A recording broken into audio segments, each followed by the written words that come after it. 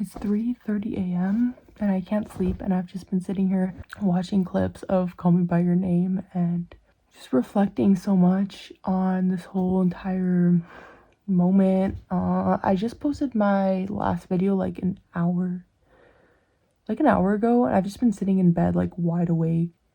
And I feel like every night when I go to sleep now, it's just this emptiness. I think because I feel like I started to feel like I am doing what I came here to do and like came to this world to do or something. And like I'm starting to feel safe because I did this and everything. And I've just been thinking about the past. I haven't thought about the past in so long, and it's funny because like now I think of it in scientific terms. I was reflecting on recurrent excitation and everything, and what I said about the last video about how if you're in a war zone, like your brain's is not that interested in being like, remember when we went to the ice cream shop last week, and I was just sitting here and being like, wow, that's why I've been in this state of mind for the last 2 years where it's just nothing but stress and thinking, and I feel like I haven't even sat with my life in so long. And I've been thinking about how I'm 24. I feel like I've lived so many different lives as a 24-year-old. I've been to so many places and I've had so many different things come and go. Like my life has been so big and intense and all this stuff, and I think sometimes I just get overwhelmed with like, it's not even just that it's been a lot of difficulty, which it has, but also that it's been so much good and so much love. And I feel so much like I feel like I really feel the world so intensely, and I think that makes it all the more painful because I love so much and I love so many of the things that I experience, and I feel grief sometimes like a lot, like thinking I haven't thought about my childhood home in like a very long time. We sold it 2 years ago, and just thinking about all the lives we lived there. I've been listening to some of the music that I listen to. I was listening to, I think because I was watching those clips of Call Me By Your Name, I was listening to Sufjan Stevens music, and it just feels like the past is hitting me more in the last, like tonight and just in the last few days, and just feeling all those old feelings again. I actually used to be an obsessive Sufjan Stevens listener. Like I listened to him since I was very little, and I listened to him all the time, and I felt so many big feelings towards him and his music, and he was such a big part of my memories. And then I stopped listening to him around the time of, actually I stopped listening to music around the time that I was getting into the thick of it with the Title IX trial that I went through. Everybody knew me as like an obsessive music listener, kind of like I always, people were always handing me the aux cord. Like I always had some interesting music, and people kind of knew me in part like by my music. That was a big part of my personality, and I just fully stopped, and I haven't really gone back to listening to music. Like my favorite music, Mitski, I got into Mitski really early too. Not really early, but like before the TikTok wave. I got into Mitski in like 2016 or so, and I obsessively used to listen to her too. I haven't. I just feel like I stopped listening to anything that made me feel anything, and I actually, as stressful as these years have been, I feel like I haven't really delved into any like emotion of like sadness or anything, and I haven't thought about like, I just started missing my childhood home so bad, and remembering I just get this really intense sadness sometimes of like, I miss myself. I have been feeling this is so outside of me and like who I used to be. I was like this floaty little comparative literature girl who loved listening to music all the time and hang out with her friends and stuff like that. And it's like now I'm like this really intensely focused science person, and I don't listen to music and I don't feel big feelings. Like I used to go out on my roof just to cry and all this stuff, and I just feel like I really blocked off such a big part of me, I think. And like in the midst of all of that, not even through the initial trauma, but like the second round of that whole entire experience, I just came out of it feeling like I can't cry as much, and I don't listen to music anymore, and like all these different things. And I've just been sitting here like just thinking about that again, and it's scary. It's like very scary. I mean, I guess that's why I've been avoiding it, but it's like it's scary. That's like that's all there, just not even all bad feelings, but also beautiful feelings and good feelings, and that capacity to just sit with things really deeply that I have, that I feel things so much. I just haven't felt that at all, and I haven't even gotten like a crush. I used to always have a crush. I wasn't like, chronic dater, but I did used to always have a crush. I haven't had a crush on somebody in years. Like, just nothing. And I've just been feeling like sometimes I would just get this pang of like, I miss myself so bad. And it's complicated because I feel like I grew into so many things that I cared about, but I just lost so much, such a big part of me. And I think it's been really hard to, I don't know. It's just kind of strange, but I think I just feel scared to like feel stuff again where I used to feel so deeply. And yeah, I think it makes sense. I've been like this very logical time period of like straight up facts and logic and science and all this stuff. It's like no more silliness and all of that. And yeah, I don't know. I just feel like I guess I gotta feel that stuff, but it just makes you sad. I was even sitting here thinking about my old flat in Finsbury Park. It was so tiny and dingy, but it was like the feeling of when I first got in there, and I had been volunteering at a hostel for 4 months, and I walked in, I was like, my own room. I was like, this is so crappy little room. I made the most of it and I loved it and it was cute, but I was like, this, just the feeling of being in my own bed, and then I opened the window and just like the feeling of outside and having trees outside, and I was just thinking about how much I love Finsbury Park actually and everything and missing it. And I just feel like I've just been in this period where it's like just separated these, I mean, that's what I'm studying, I guess, but it's like these super separated periods where it's like it's really hard to connect everything as like one. And I just feel like I lost my sense of continuity and just like, where am I? Like I'm this person that's completely separate from any person that I've ever been. And it's really hard to, I don't know, I was just kind of like, where did she go? But I love this person too. It's just like, where did she go? And I miss so much about myself. Yeah, I don't know. It's been kind of hard because it's like, you can't force yourself to be someone that you were, but like, it's like I've been in this music rut for years of like, where did my music go? Where did my music taste go? I used to always be making a playlist of like cool music and discovering cool music. And it's like, I haven't discovered any music in years. I've been listening to the same old stale music. That's why I don't even listen to it anymore. It's like, where am I?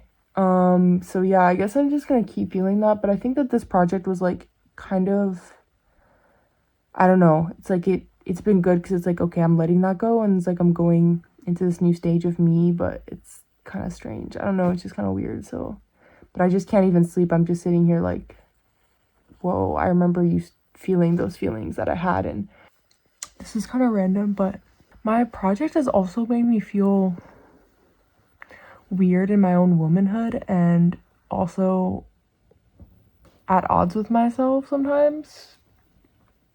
I don't know. I think this is all just association, honestly, at the same time too, but it's like, I'm here and I am smart and I'm deep and I have like this really deep and real relationship to the world, and I don't know, it's like sometimes I'm like, it's not what a woman is, and it just makes me feel like weird and dissociated and like I'm worthy, and I don't know, it's like I have such deep worth as a human being. I know it sounds strange, but it's like, it kind of, I don't know, I've been going from girl to woman in this period of time, and it's kind of like bizarre, like, oh, I'm still here and I am just as worthy as a man, and I'm just as smart, and I'm just as this, and I'm just as that. I don't think I expected myself to be smart enough to do something like this, and sometimes I think it took me through this route of like feeling unfeminine in myself, and then I feel like I'm coming out the other end being like, oh wow, there was so much internalized misogyny to work through, and I feel weird sometimes, like I can't merge the identities where I felt so feminine before too, and like my personality made sense within my own womanhood, and now I'm feeling kind of like weird. I'm purposeful and I'm alive and kicking. I don't know, like it's kind of weird, but it's just kind of like yeah, I don't know. I think it just changed my own relationship to my womanhood, and also just focusing on my work, over like my looks and stuff. As much as I hate that sometimes, it's like I think it's just given me a different relationship to my womanhood to be so immersed in my work and to feel like I'm doing a good job at it, particularly from a science, like being in science. It's kind of shifted my relationship to my womanhood, but also connected me to, I don't know, inspired myself to see myself as worthy and as human and all of these different things. And it's kind of strange, but it's just like, I don't know. I think it's just been interesting to tell my story in this format and to see my life as a woman and the emotional process that I'm going through, and the sort of story arc of my life as something worth sharing and something intimate and real and all these different things. Even if these videos are just for me, I think that has definitely changed my own relationship to myself. And yeah, I think especially as a survivor, I think so many times like your story is kind of kicked off to the side, and it's like, no, this is so worth speaking about. I'm worth speaking about. I'm worth sharing about. And my experience is beautiful and it's interesting and it's something that I haven't seen before and it's mine. And yeah.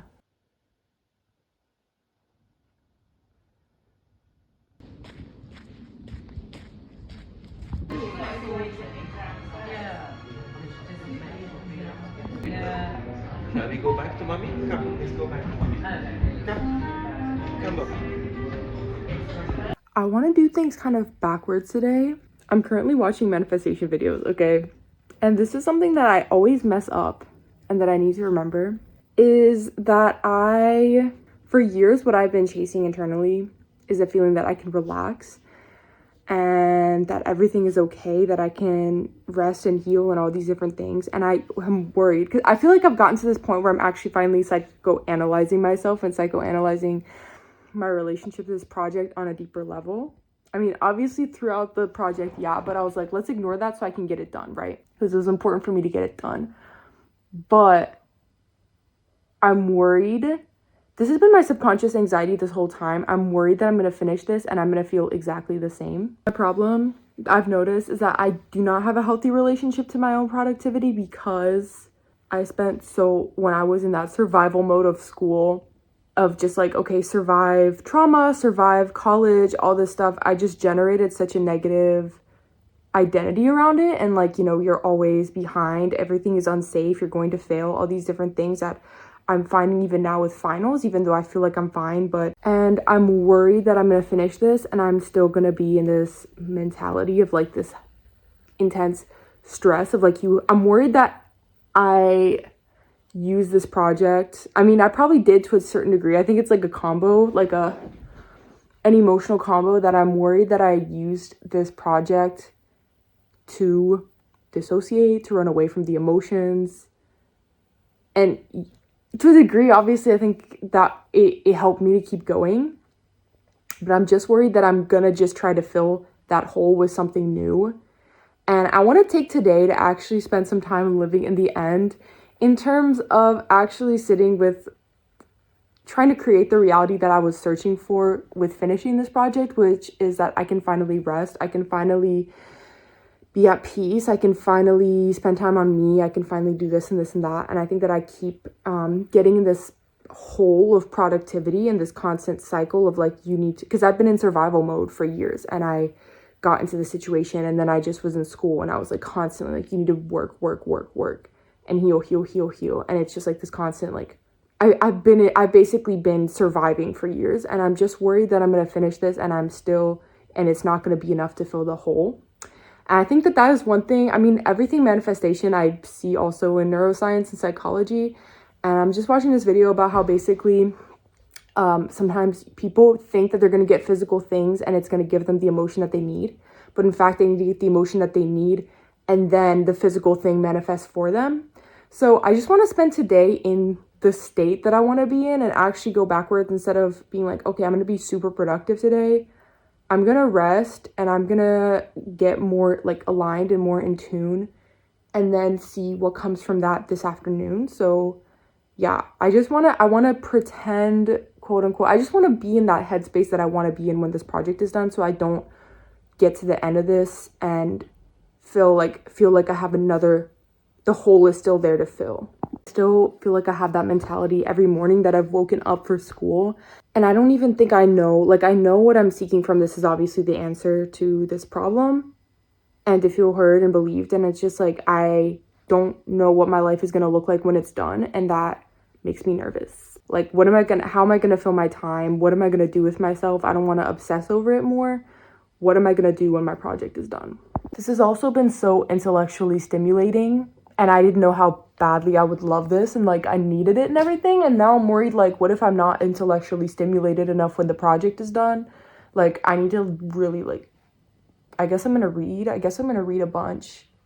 I don't know. I don't know. It's just kind of like a weird portal right now. Like, what's going on here?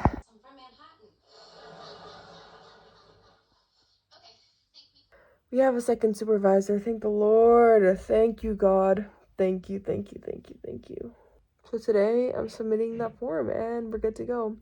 I guess this is just going to be a chatty video. I just really wanted to finish this video again because I just need the dopamine and I need the motivation and everything. Because I've just been in the house and my money has just been so low that I just don't like I can't go out and be like, I'm gonna have a fun day.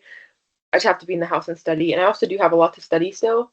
And it's just been torturous, kind of. I just feel it's just getting to that point where I wake up and I just don't have the motivation to keep working. Not in a depression way, but in like a burnout way. Like my stamina bar is low.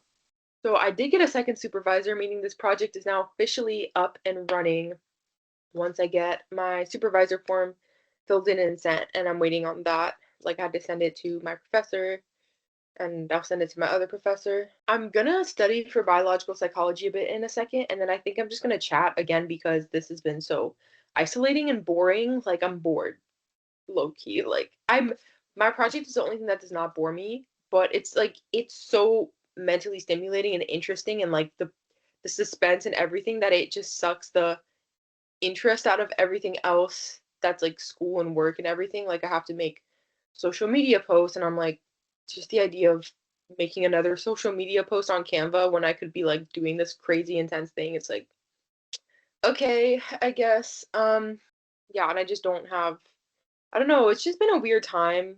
It's been a very weird time, but I'm gonna show what I did edit yesterday before I sent my email to my second supervisor. It's not the reason that they said yes. This supervisor actually was the one who sent me to two other supervisors, one of which was the supervisor in computational modeling that said yes to me. And he told me, if you can't find anyone, come back to me.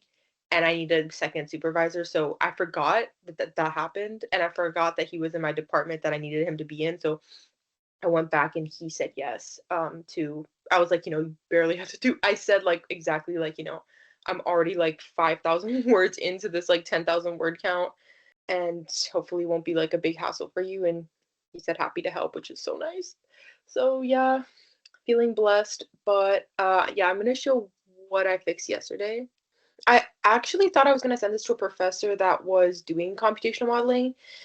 For some reason, I thought they were in my department, and then it turned out that I asked ChatGPT because I didn't fully understand. I don't really understand how the families of departments works at my university, and it said that he wasn't anywhere on his page. So I ended up sending it to that professor instead that I remembered that he had said it was okay if I needed somebody. Um, and he said yes. So yeah, that's why I made it more a little bit more like official looking, not perfect, but just to basically have something more to share with him.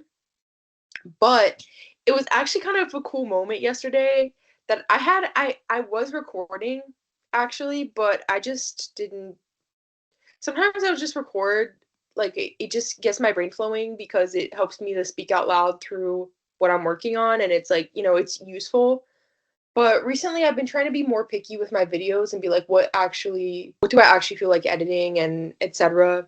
And I just didn't feel like editing that conversation or dealing with it, so it just yeah, I just didn't use it. But I actually did do this like yesterday in that session. It's been like these videos have served so many purposes for me, and I feel like one of them has been that this is a very long and kind of it could have been really boring, if it weren't for the fact that I was kind of entertaining myself through it. And you don't usually want to just talk to yourself because usually that's a sign that you need to go get intensive therapy. But in this case, it's been like, oh, okay, it's for a video, so it gives me permission to talk to myself through the whole thing and like talk through all the little parts of like the fine-tuned kind of elements of the project. And that's been really useful for me academically or mentally or whatever, because it just helps to talk to yourself sometimes, I think. And they say teaching other people is the best way to learn, so it's been kind of serving that purpose as well. But I kind of see these videos as like my documentary video journal kind of thing of like this project. So it's like I've been trying to see the last ones more like that and just think more critically about like, is this interesting? Is this useful? I used to want to make documentaries, actually. That was what I wanted to do with my life when I was younger. So it's kind of fun that I got to do it through this, kind of. It's at least a document of my own time. And yeah, that's why I had even interned as like a production assistant, worked as a production assistant like in high school, thinking, oh, I want to do documentaries one day. That's why I went in wanting to do anthropology and stuff like that. And yeah, I'm still very interested in that, but obviously like that's not going to be my main job or anything. But my sister's doing film. Oh my gosh, I'm like, one day I want me and her to do a documentary together, because I have a perfect idea for a documentary. It's my undergraduate thesis would have made the best documentary, actually. I was writing about possession trance disorder, which is a type of disorder where people feel like they're getting possessed. And then I was looking at possession trance rituals in the Americas and comparing, like, just doing this deep dive exploration in about what makes something sickness, and how that's sort of like a cultural question, and a kind of a philosophical question as well, and that can have different ramifications in how we treat people. And I thought it would make the coolest documentary, because I already told my sister this. I was like, one day we'll make it when we're like rich and we have like a bunch of money to throw around. It'd be so cool to talk to people. Like, I remember reading one case study about this woman who she was a Brazilian woman, and when she was younger, like when she was a child to teenager, she lived with her very Catholic family, and she had all these different traits. Like, she was very intuitive. She she guessed when a neighbor was going to die, and she would get in these really deep dissociative states where she kind of felt like spirits were communicating with her. This was a psychological paper, like a case study.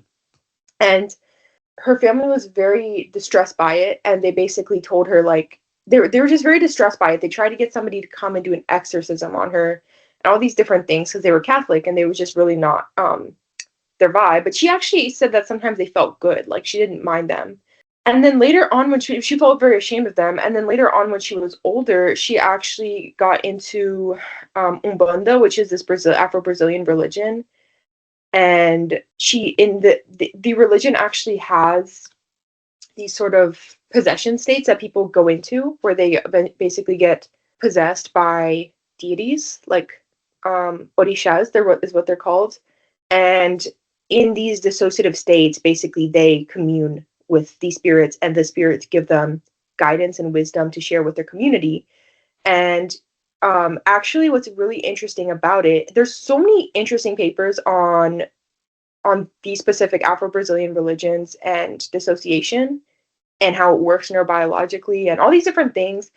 And basically in these religions, typically they teach people to enter dissociative states to be possessed. They kind of learn to control their dissociative states in a targeted way.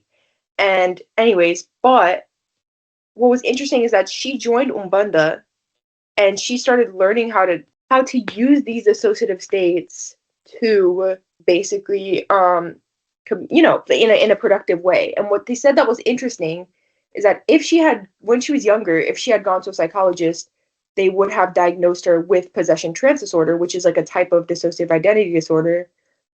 But as she got older and she joined Umbanda, if she had gone back to a therapist at that point, she would no longer even be eligible, even though she still had those traits and those tendencies, and she was entering dissociative states.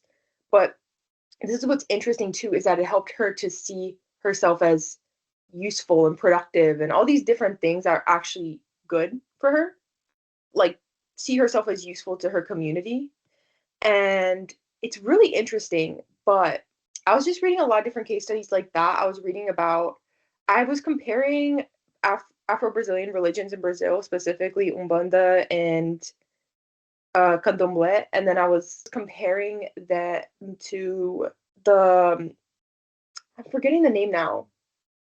It's like this Black Calvinist Baptist church where they engage in foot washing rituals in the US. And when they enter these foot washing rituals, they basically feel like it was so interesting. There was so much to discuss and so much to explore. I was like, that would make the coolest documentary on sickness and healing and what healing means and what sickness means and all these different things and how my whole point is that I wanted to explore colonialism as well a little bit, and like there's a sort of colonial undertone to psychology and to what we deem as sickness. And I'm very interested in that. I told my sister one day we have to make it, but yeah, I think I got completely off track and to the point that I don't even remember what I was talking about before. But let me tell you really quick that I was looking at this paper yesterday and I went back to find this part on how the excitation is ACH is going up, excitation is still the same. And it says, although it is widely known that acetylcholine is excitatory to hippocampal pyramidal cells, the increase in ACH release was apparently not accompanied by an increase in cell excitability or synaptic efficacy in area CA1. The excitability was not occurring there, and they said that it was probably because of inhibitory influences in response to the stressor of so the neuromodulators were inhibiting things. And that's solved a really big issue for me because I remember reading, like I was like, how does this one play in? Basically the CA1 um LTP, so long-term potentiation in the CA1 is impaired. So it basically isn't as strong in the CA1 in stress. And that's also because of inhibitory influence of hormones. So I was like, oh, this is what's happening here. Like, I was like, like, this was one thing in my head, and this was another thing, but I forgot that they actually said this was in the CA1 as well. So I was like, how do I get this sort of stress effect in there? But it all kind of ended up coming together into this. This is the next thing I kind of want to get a little bit more information on, and in my last video, I was talking about how everything needs to be a gear to me, where everything needs to have like, it just needs to be neat. Like everything, like it can't just be like, and this happens, or it's like, no, everything has to have meaning and everything has to be connected. And I'm not sure yet. Like, I can't just be like, oh yeah, and this happens. Like, it has to be linked to something that's already kind of occurring. So that's why I need to figure this one out. But that also helped me. And then clamping, I was talking about clamping last time, and really the word should be inhibition, where as the inhibition is going up, the negative inhibition is disrupted, negative feedback is disrupted, neuromodulatory inhibition in the CA1 should begin. Okay, that was actually useful. My sister was saying that whole thing would make a cool YouTube series. I was like, it would. Maybe that'll be what this YouTube is for in the long run. I keep being like, what's this YouTube for when I'm done with this project as well? Obviously, she's like, that would require extensive production, everything, says my sister, because she knows best. She's like a film school student. I was like, one day when we're like 40 and we're like rich and all this stuff. But I just think, especially right now, healing is such a big theme. I know it's kind of vague, but I'm like, it would be so interesting to explore all those dynamics I think just the dynamics between spirituality and psychology are so interesting, where they both kind of take on a role together somehow. And I feel like sometimes people use spirituality as psychology, or they use their pastors as their therapists and stuff, and then sometimes psychology leaks into spirituality where people like now are into manifestation, and manifestation is all just repackaged ideas from like Carl Jung and stuff like that, where it's like you have to, and psychology, like developmental psychology, all these different things. And I feel like it's interesting because they have such a difficult relationship to each other, or not even difficult. They just have this interesting relationship to each other. And I'm a very spiritual person, and I also love psychology, so that's why I was interested in that in the first place. But and just in on every possible front, people are just looking to heal. Everybody just wants to heal from their issues, and everybody has their own way that they go about it. And what I was saying in my paper is that it doesn't. I mean, I said a lot of different things in my paper, but I was like, maybe that it's okay for, like I was saying, like for example in Brazil, maybe because the what are they called? I'm forgetting all the terminology now. Basically these houses where people do Afro-Brazilian religion kind of serve a psychological purpose in their community. So they are places where people will go to seek answers and to have people almost counsel them through life. And they're always inviting people that have mental illness. Exactly, like actually what's interesting about it is that one of the papers I read was exploring dissociative absorption in these sort of practitioners, and it was really interesting. It was basically saying that in there's a lot of different ways that people end up joining these religions, but one interesting thing is that people in like Umbanda and stuff like that, they seek people out that have mental health symptoms, not in a negative way, but they see that as a gift and a potential for people to basically, they see that as a relationship to spirituality, or to relationship to the spirit worlds, and that they people have this gift and they should come and do these practices, okay? And this is the complicated part, is that sometimes that can be damaging in general to tell people with these kinds of disorders that they have a spiritual gift. At the same time, what's really interesting is that in some ways, there's a purpose that's filled by giving people that have maybe a tendency to have dissociative disruption, dissociative sort of issues or psychosis, a space where they feel useful and they feel important and they feel integrated. Where sometimes, for example, psychosis in the US, actually people experience more negative symptoms than some other places in the world.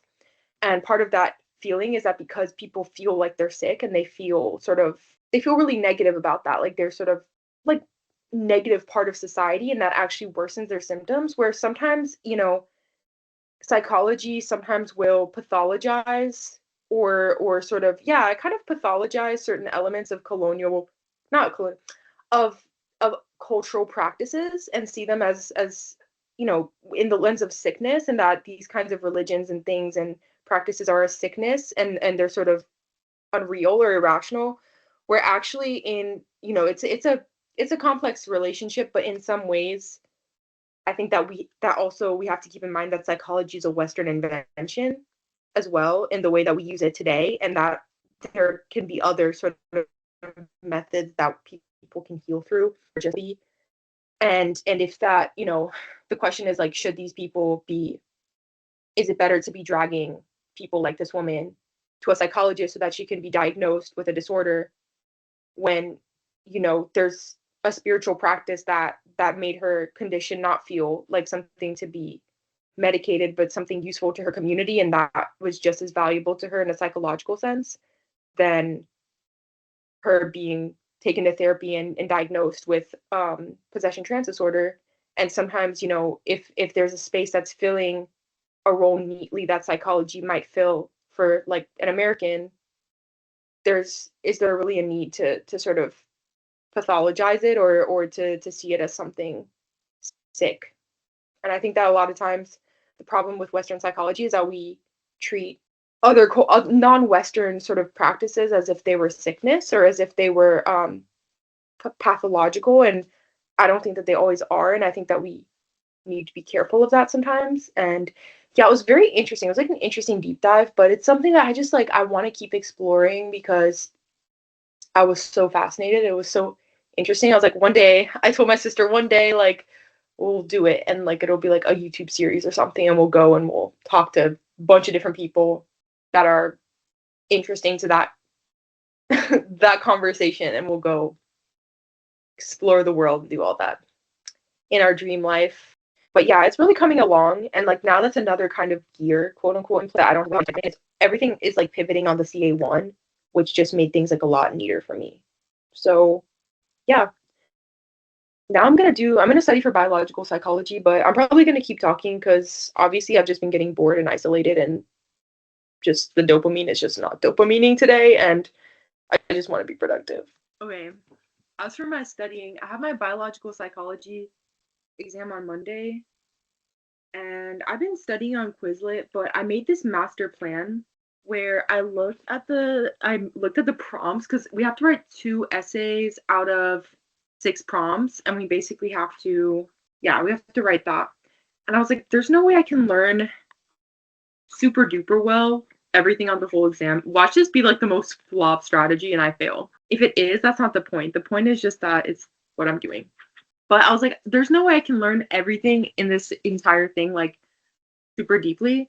But I had a look at the prompts and I thought, and then I looked at the themes. I was like, what do I think is most likely to occur in my biological psychology exam? Like, what are we most likely to be asked about? And I came up with a plan. I wrote down 5 themes that I'm like, these are such wide themes that there's definitely no way that they're not going to ask us something about this, which is stress, consciousness, interpreting the world, sensing the world, and bonding.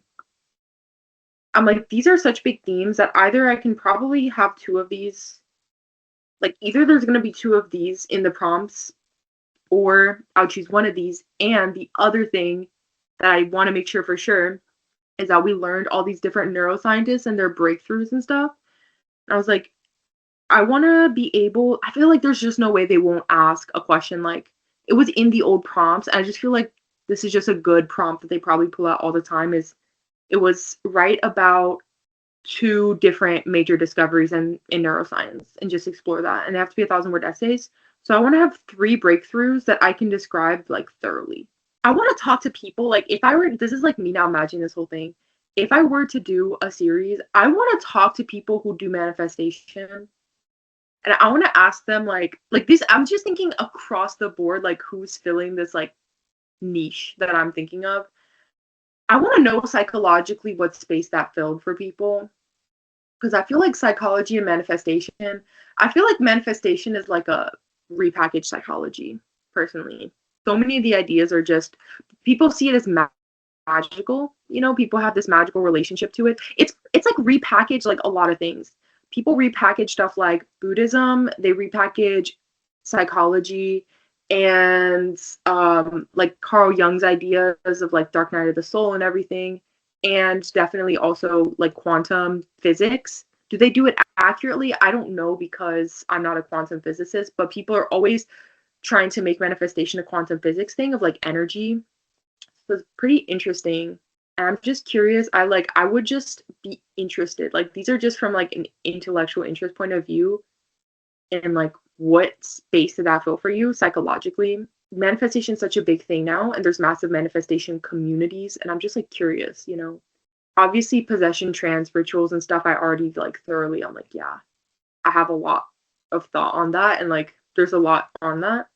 And it's even a big thing in dissociation like itself, in terms of how we perceive dissociation. Also just, you know, Abrahamic religions. I was watching this show called, I can't remember the show. It's about a podcaster who's like a sex podcaster, and she's with this rabbi. And it's so funny. It's really good. Basically, as a rabbi in the show, and I haven't interacted with Judaism enough. I mean, I find it beautiful. I just haven't, like, I'm not an expert. But he was very interested in being like a counselor essentially for his community. And I think that a lot of different Abrahamic religions have that element where their leaders kind of want to be, you know, almost like counselors as well, if people need spiritual counseling, emotional counseling. And yeah, but that obviously that is also complex because this is the thing about, I mean, the whole issue is that I feel like religion and spirituality sucks in a lot of sick people. A lot of sick people go seeking after spirituality. I did the same thing. I'm still spiritual, but I think it's definitely a lot of sick people reach for spirituality as well. And sometimes the problem is that you get people that are abusive and they know that people are sick and they know that there's something to gain from that. I think a lot of different groups in the past have kind of taken advantage, I would say. And obviously, the good thing about psychology is that there's a framework and that people are there with tools that a lot of times, spiritual leaders don't necessarily have the tools to accurately navigate something like psychosis all the time. And I just think it's a very interesting relationship. Also, there's a lot of people who feel like schizophrenia is like people in different, actually people are just in different realms, or that people are actually have like untapped gifts, or things like that. There's a lot of different there's a lot of spiritual thinking about schizophrenia from people who don't even have it per se. I'm not gonna say, again, like, I never want to say something is right or wrong. That's just how it is, that people do feel that way about it. And I think that's been the case, like, kind of historically. I guess in the past, people saw schizophrenia as a bit of a gift. But in today's world, we really don't. I mean, a lot of people have a very negative relationship to it, or are scared of it, or all these different things. And I think it's just pretty interesting how there's such a tense, or like this interplay between spirituality and psychology. And it's hard to know what to make of it, because you can't just completely discredit people's sort of spiritual leanings when it comes to their illnesses and things. And you can't, it's not about telling people that that's wrong, but about seeing what's healthy and what makes people feel better and what makes people feel okay.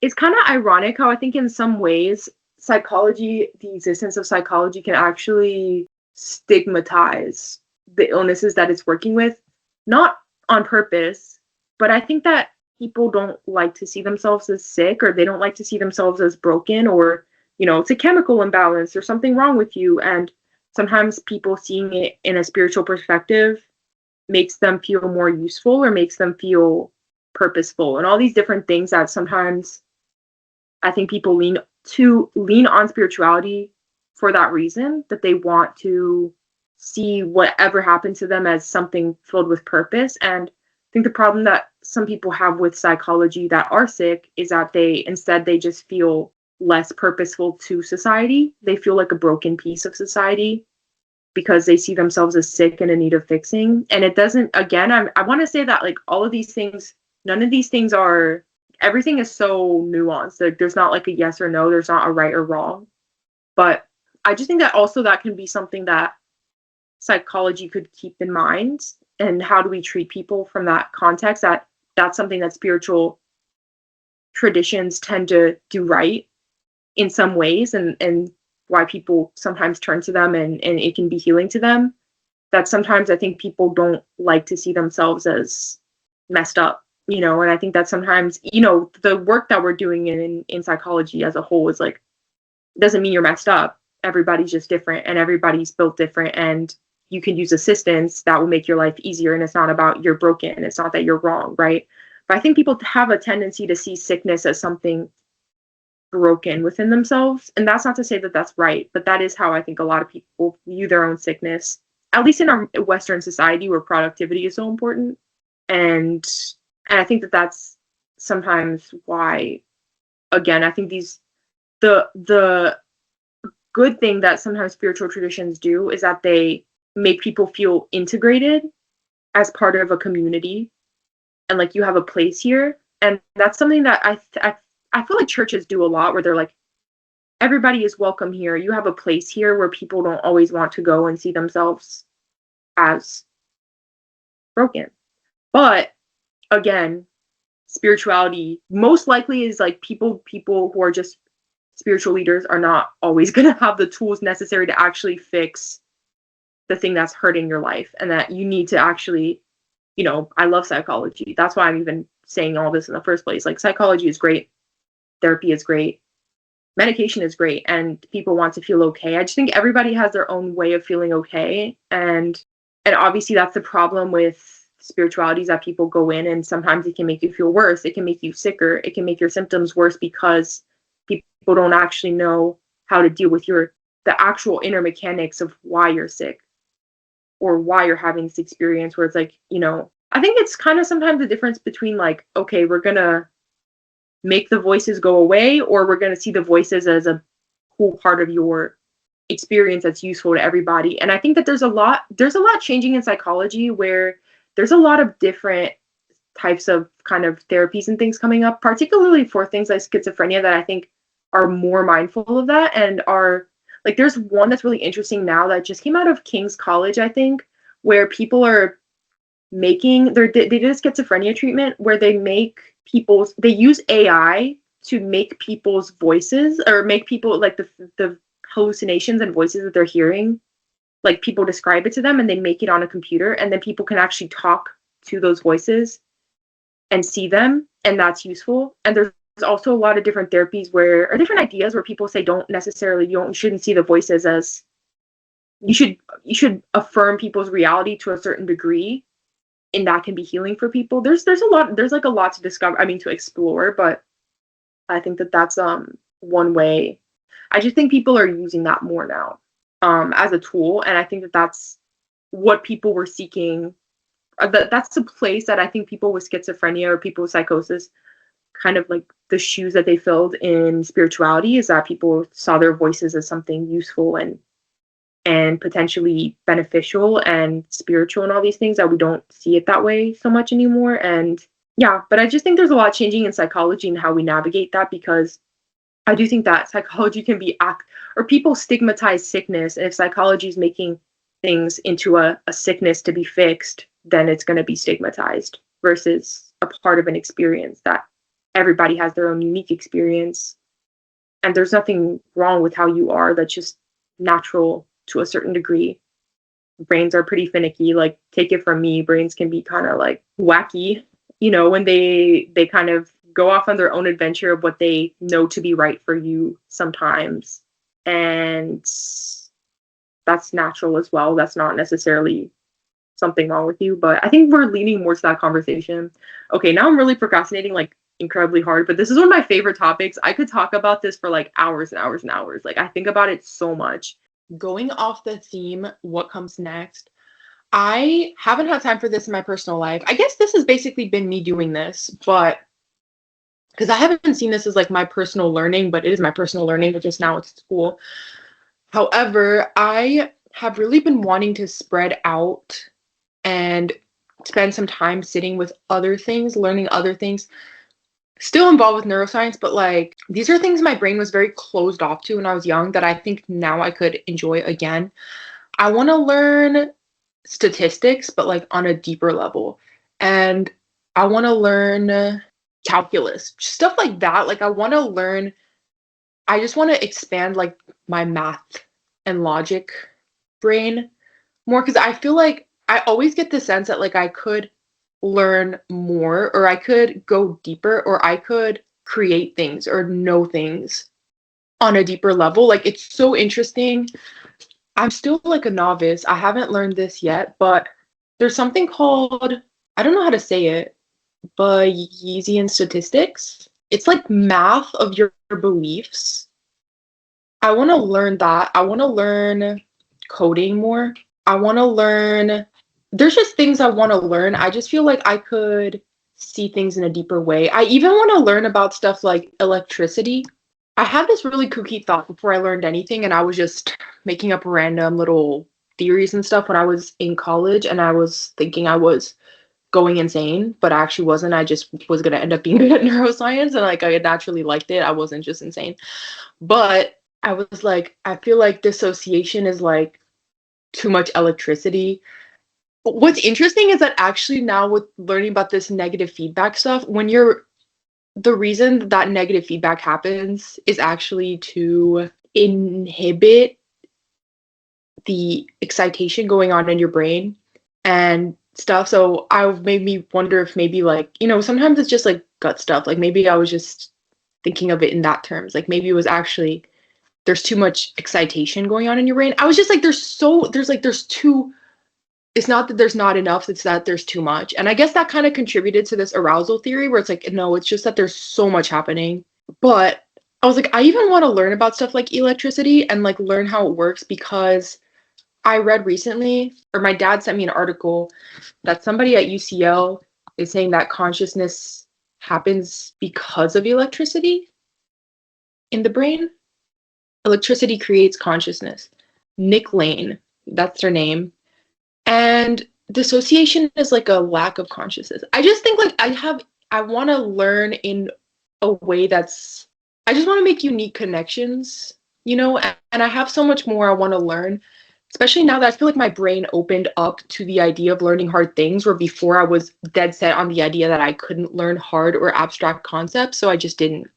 And now I'm like, I can. And that's kind of where I want to go next too. Like I want to spend time basically self-learning other things that might contribute to my understanding of neuroscience, of computational neuroscience. That's like one of the big things that I want to do next, and take a break from all these texts and stuff that now I have and stuff, but just learn more and expand the possibility of things, expand the possibility of things that I could, ideas that I could generate, and etc. So the professor that is supporting me through the computational modeling part of this whole thing is currently away for personal reasons. Like when I emailed him to basically get a set up a meeting to discuss this whole thing, I got a meeting, like an auto-generated email that he was away. But I'm trying to, right now, there's not really any time pressure anymore because I now have a second supervisor and I feel pretty good and everything. Like I'm no longer worried about whether this is a good idea or not. The only thing I worry is that I don't want to overcomplicate things and make it hard for whoever this professor is or whatever, or whoever is going to, like, obviously there needs to be a bridge because I don't actually know how to write the formulas for this computational model, but my thinking is I want to get it as close as possible and make it not a hard jump. So I've been taking the fact that he's away right now as an opportunity to try to bridge as many gaps as possible in my current model.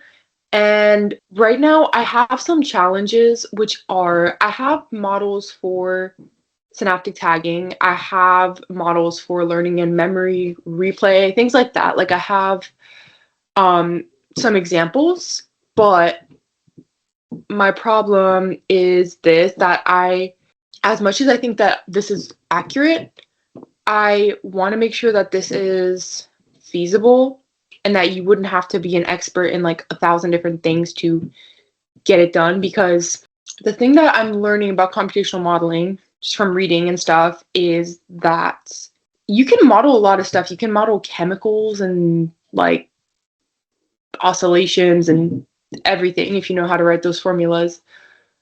But the thing is that it's almost like putting a real brain or something, like a real piece of the brain onto a computer, and you need to make sure that you actually, like, I don't want to include, I want to make sure I'm not like including a lot of different things that require a lot of different needs.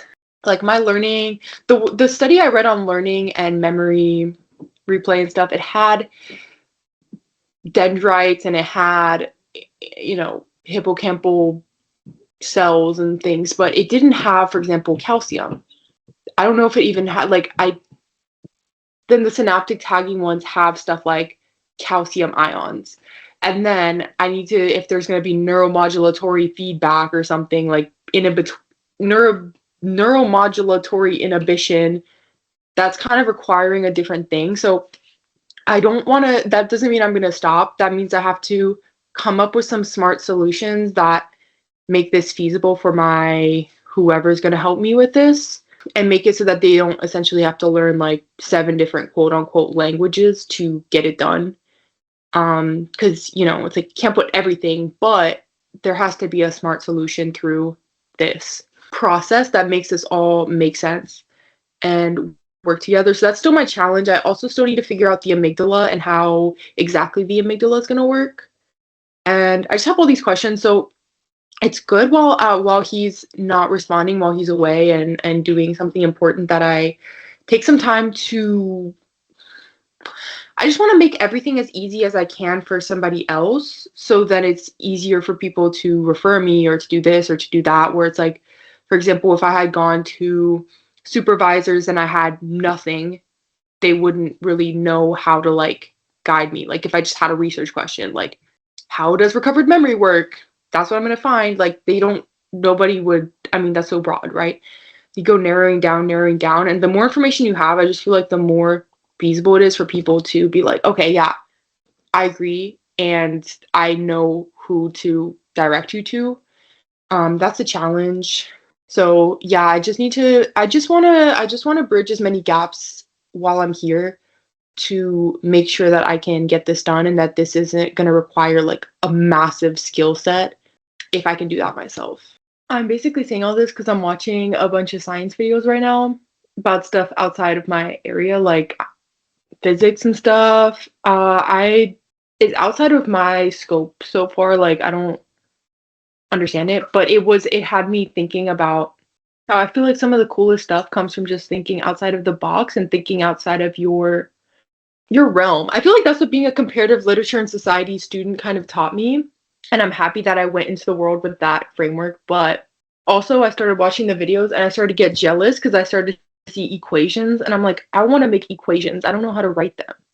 That's my issue right now, unless by chance in the next 2 weeks I randomly decide that my brain wants to learn how to write equations. But I don't know the symbols and the numbers and the everything, and it makes me feel jealous that I'm looking at equations. I'm like, I want to make an equation.